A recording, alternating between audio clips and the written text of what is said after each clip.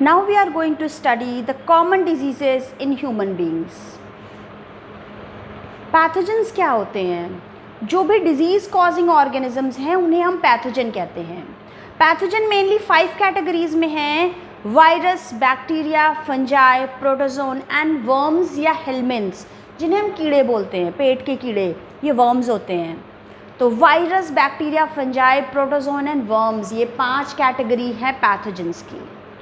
तो जो भी पैरासाइट्स हैं वो सभी पैरासाइट्स पैथोजन हैं, क्योंकि वो हमारे बॉडी में जाते हैं, बॉडी के अंदर हमको डिजीज़ कॉज करते हैं, हमारी बॉडी को एडवर्सली इफ़ेक्ट करते हैं और हार्म करते हैं. तो अब हम ये देखते हैं कि कौन से कैटेगरी ऑफ इन्फेक्शियस एजेंट से कौन कौन सी डिजीज़ेस होती हैं. ये बहुत तरीके के कॉम्पिटिटिव एग्जाम्स में बार बार पूछी जाती हैं, आप सभी को पता होना चाहिए. वायरस से होने वाली डिजीज़ेस हैं कॉमन कोल्ड, सभी को पता है, corona virus, influenza, measles, mumps, chickenpox, smallpox, AIDS, hepatitis B, dengue fever, ये सभी होते हैं वायरस से.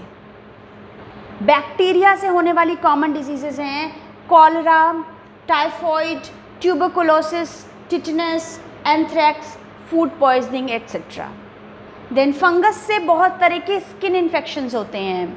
अभी आप सुन रहे हैं ब्लैक फंगस का नाम, जो कि काफ़ी फेटल है, वो भी फंगस से ही हो रहा है.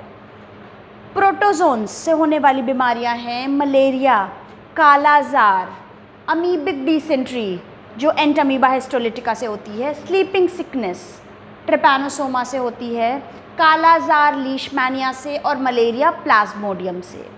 तो यहाँ पर हम कॉमन कोल्ड को, एड्स को, देन टाइफॉइड को, स्किन इन्फेक्शन जो कि फंजाई से होते हैं, और मलेरिया को, और इधर एलिफेंटाइसिस को डिटेल में पढ़ेंगे. वर्म से हमने बात कर ली, इंटेस्टाइनल इन्फेक्शंस होते हैं जो स्कैरियासिस होती है बीमारी, एलिफेंटाइसिस जो फाइलेरियल वर्म से होती हैं. तो ये सभी कैटेगरी हैं और इनसे होने वाली डिजीज़ेस हैं.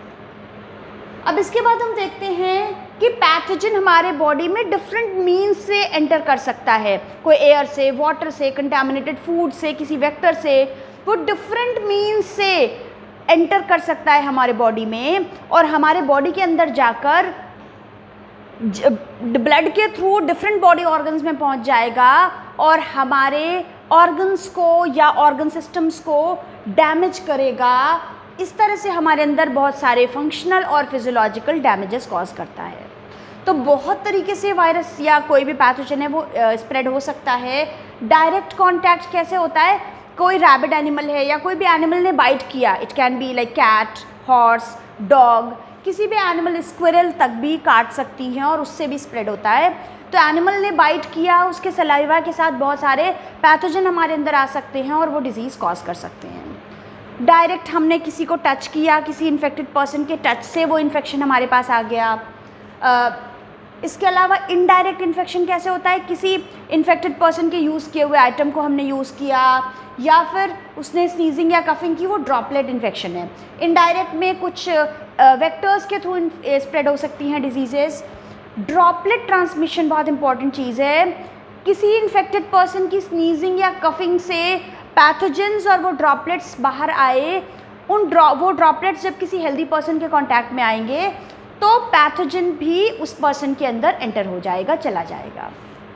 तो इस तरह से डिफरेंट मोड हैं ट्रांसमिशन के, और डिजीज़ इस तरह से हमारे पास तक पहुंच जाती है. कंटामिनेटेड फूड या वाटर के थ्रू भी पहुंच सकती है.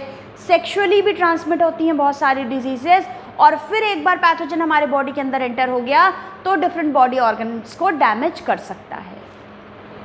अब हम देखते हैं किस तरीके से, किस मोड ऑफ स्प्रेड से कौन सी बीमारियां स्प्रेड होती हैं.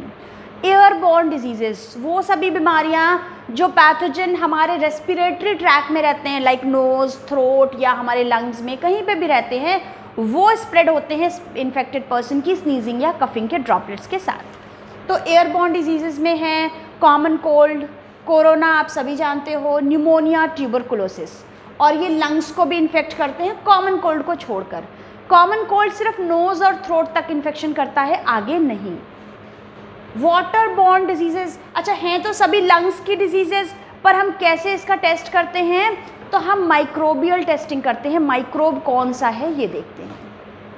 वाटर बॉर्न डिजीजेज, जो कंटामिनेटेड वाटर के थ्रू होती हैं डिजीजेज, मतलब कि उस पानी में किसी भी इन्फेक्टेड पर्सन का फीकल मैटर मिक्स्ड है या फिर किसी भी तरह से ये पैथोजेंस वहाँ पर हैं प्रेजेंट उस पानी में, कंटामिनेटेड वाटर में।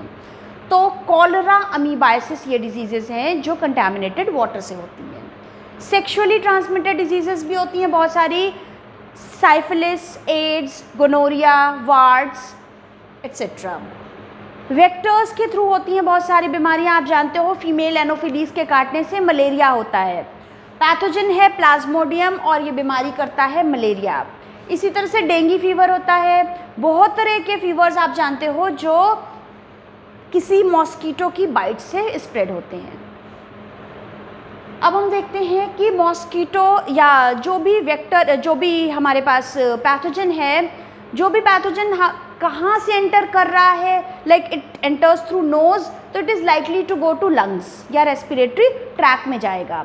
अगर वो माउथ के थ्रू एंटर करेगा तो it is likely to go to our gut. वो जहाँ भी जाएगा हमारे बॉडी में उसके पास कुछ खास अडेप्टेशंस होते हैं।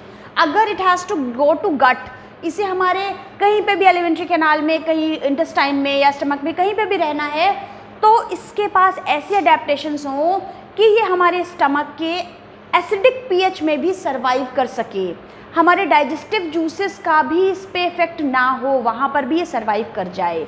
जबकि हम जानते हैं कि स्टमक के एसिडिक पीएच से बहुत सारे पैथोजेंस किल हो जाते हैं, फिर भी वो बच पाएगा तब इन्फेक्शन करेगा, तो उसमें खास तरह के अडेप्टेशंस होने चाहिए वहाँ पर सर्वाइव करने के लिए।